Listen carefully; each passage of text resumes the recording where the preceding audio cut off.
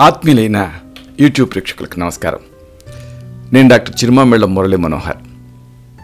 ప్రపంచవ్యాప్తంగా ఉన్న మిమ్మల్ని అందరినీ ఇలాగా ఈ యూట్యూబ్ ద్వారా కలుసుకుంటున్నందుకు ఆనందంగా ఉంది. చక్కగా మీరు స్పందిస్తున్నారు, రెస్పాండ్ అవుతున్నారు, ఎస్ఎంఎస్లు చేస్తున్నారు, ఈమెయిల్స్ చేస్తున్నారు. అలాగే ఈ కంటెంట్ని, ఈ వీడియోల్ని మీ సర్కిల్స్తో, మీ ఫ్రెండ్స్తో, మీ కుటుంబ సభ్యులతో షేర్ చేసుకుంటున్నారు. అన్నిటికీ మించి మీకు కలిగేటువంటి అనుమానాలను అడుగుతున్నారు. చాలా చాలా సంతోషం. చాలామంది జుట్టు గురించి ఆందోళన పడుతున్నారు. అయితే ఈ జుట్టుకి సంబంధించి జాగ్రత్తలు చాలా ముఖ్యం. ప్రధానంగా దువ్వటం అనేది చాలా ముఖ్యం. చాలామంది అన్ని జాగ్రత్తలు తీసుకుంటున్నారు, కానీ సరైన పద్ధతిలో దువ్వుకోవటం లేదు. ఈ కార్యక్రమంలో ప్రత్యేకంగా ఎలా దువ్వుకోవాలి, అలాగే ఒకవేళ మీకు జుట్టుకి సంబంధించి ఏమైనా సమస్యలు ఉంటే వాటిని ఎలా చక్కదిద్దుకోవాలి, ఇది తెలుసుకుందాం.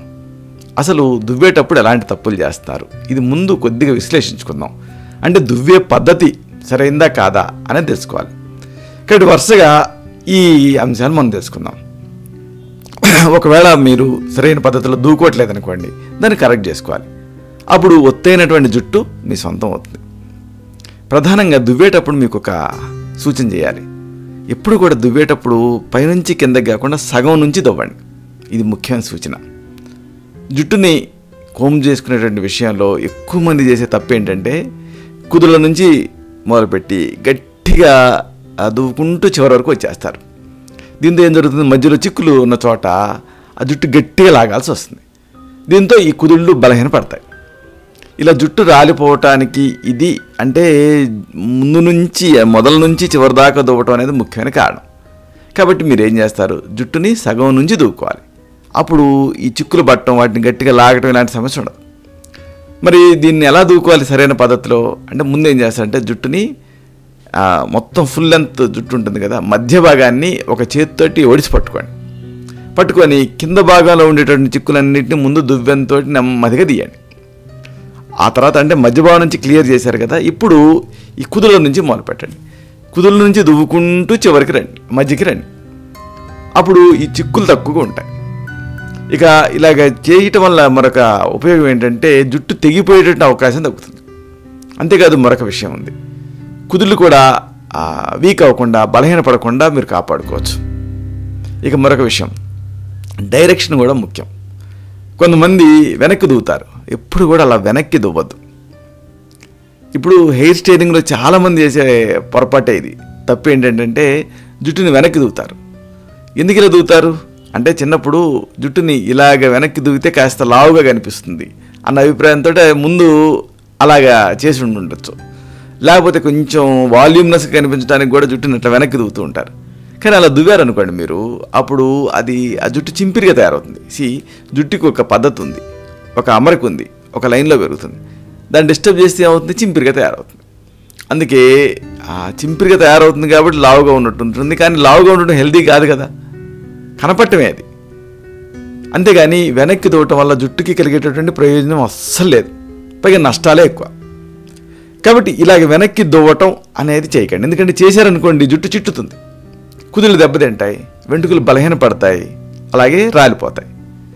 కాబట్టి ఈ స్టైలింగ్ కోసమైనా సరే వెనక్కి దువ్వటం తగ్గించేసేసేయండి. అలాగే మరొక విషయం, తలస్నానం కాగానే ఏం చేయాలి, ఇది ముఖ్యం.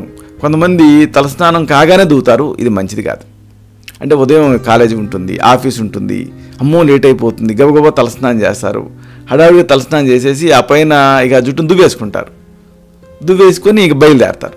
అయితే ఈ హడావిడిలో జుట్టు పైన చాలా ప్రతికూల ప్రభావం పడుతుంది. ఇది చాలామంది పట్టించుకోరు. కాబట్టి సాధారణం కంటే కూడా తడిగా ఉన్నప్పుడు జుట్టు చాలా బలహీనంగా ఉంటుంది. మీకు అనుభవం అయ్యే ఉంటుంది. ఇప్పుడు మీరు గోడు చూడండి, తడిసే అనుకోండి ఈజీగా ఆ గోరంతా విరిగిపోతుంది. అదే ఎండినప్పుడు అంత విరగదు. జుట్టు కూడా అంతే కదా, స్కిన్ అపెండేజ్ అది జుట్టు అనేది. కాబట్టి తలస్నానం చేసిన తర్వాత జుట్టుని ఆరబెట్టకుండా వెంటనే దువ్వితే మధ్యలో జుట్టు తెగిపోయేటటువంటి, ఊడిపోయేటువంటి రిస్క్ ఎక్కువ ఉంటుంది. అదే మీరు కాస్త తీరిక చేసుకొని ముందే తలస్నానం చేయండి. అంతగా మీకు తలస్నానం చేయాలంటే ఒక అరగంట ముందు తలస్నానం చేయండి. అలాగా తలస్నానం చేసి ఒక అరగంట పాటు జుట్టు ఆరిన తర్వాత దూకోండి. అప్పుడు జుట్టు బలహీన పడకుండా ఉంటుంది. ఇక ఉత్పత్తుల విషయంలో కూడా కొన్ని జాగ్రత్తలు తీసుకోవాలి. చాలామంది జుట్టుకి హెన్నా పెట్టుకుంటూ ఉంటారు, హెయిర్ ప్యాక్స్ అప్లై చేసుకుంటూ ఉంటారు, రంగులు వేసుకుంటూ ఉంటారు. ఇవి సర్వసాధారణంగా మనం చూస్తూ ఉంటాం. అయితే ఇలాంటివి చేసేటప్పుడు ఎక్కువ మంది చేసే పొరపాటు అవుతుంది. జుట్టును దువ్విన సాయంతో దువ్వుతూ ఉంటారు. అంటే ఇప్పుడు కలర్ వేసుకోవాలి, ఇలా దువ్వుతూ కలర్ వేసుకుంటారు. ఇలాంటి ఉత్పత్తులు అప్లై చేసేటప్పుడు చేసిన తర్వాత జుట్టు ఎక్కువగా చిక్కులు పడుతూ ఉంటుంది. అందుకే ఇలాంటి టైంలో చిక్కులు తీయటానికి దువ్వెన్ని ఉపయోగించకండి. ఉపయోగించారనుకోండి ఏమవుతుంది అంటే జుట్టు ఎక్కువగా తెగిపోతుంది. అంతేకాదు ఈ ఉత్పత్తుల్లో ఎక్కువ భాగం కుదుళ్ళకి తగలకుండా అప్లై చేయాల్సినవే ఉంటాయి.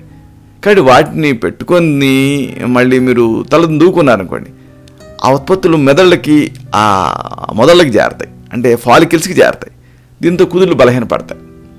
అందుకే ఇలాంటప్పుడు చేతి వేళ్ళ సాయంతో ఇలాగ జుట్టుని చుక్కులు తీసుకుంటూ అప్లై చేయండి, అంతేగాని దువ్వెంతో దూకండి. సరే, ఈ సందర్భంగా అసలు జుట్టుని హెల్తీగా ఎలా ఉంచుకోవాలి ఇవి తెలుసుకుందాం. ఒకవేళ జుట్టు బిరుసుగా తయారైందనుకోండి, అప్పుడు మీరు పెరుగు, నిమ్మరసం, మెంతిపిండి, గోరువెచ్చని నీళ్ళు దీని సహాయంతో వీటిని ఉపయోగిస్తూ జుట్టు బిరుసుదనాన్ని తగ్గించుకోవచ్చు, మార్ధవంగా చేసుకోవచ్చు.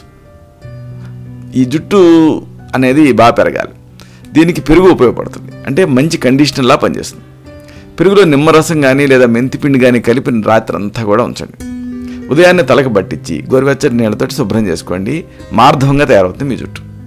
ఇక వెంట్రుకలు రాలుతుంటే ఏం చేయాలి?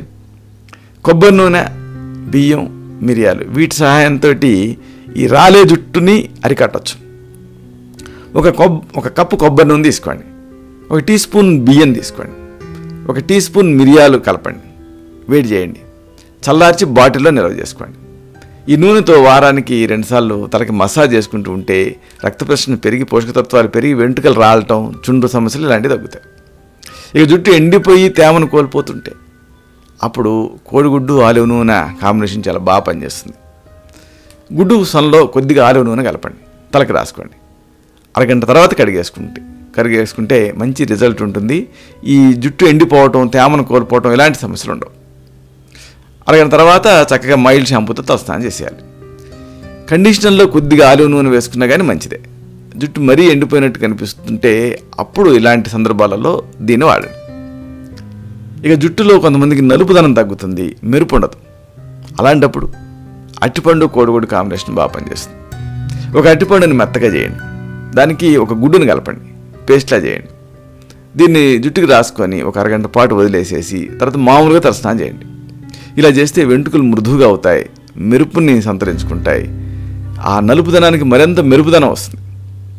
ఇక కేశాలు మురిగ్గా తయారైతే దీనికి యాపిల్ సైడర్ వెనిగర్, నీళ్లు బాగా పనిచేస్తాయి. మీరు షాంపూ చేసుకుంటారు కదా, చేసుకున్న తర్వాత ఒక పావు కప్పు యాపిల్ సైడర్ వెనిగర్ని కప్పు నీళ్ళ కలపండి, తలకి రాసుకొని కడిగేసుకోండి. దీంతో వెంట్రుకలు, మాడు శుభ్రపడతాయి. ఇక శిరోజాలు ఒకవేళ లైఫ్లెస్గా, జీవరహితంగా కనిపిస్తుంటే దానికి నిమ్మకాయ తోలు తాలూకు తురుము, నీళ్లు బాగా పనిచేస్తాయి. అంటే నిమ్మకాయ రసం తీయకుండా పై పొట్టును మాత్రమే తురవండి.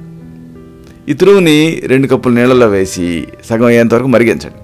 చల్లారిన తర్వాత వడగట్టుకొని తలంటుకున్న తర్వాత ఈ నీళ్ళని జుట్టుకి స్ప్రే చేయండి. ఇలా వారానికి ఒకసారి చేస్తూ ఉంటే శిరోజాలు చక్కగా ఆరోగ్యంగా నిగనిగలాడుతూ పెరుగుతాయి.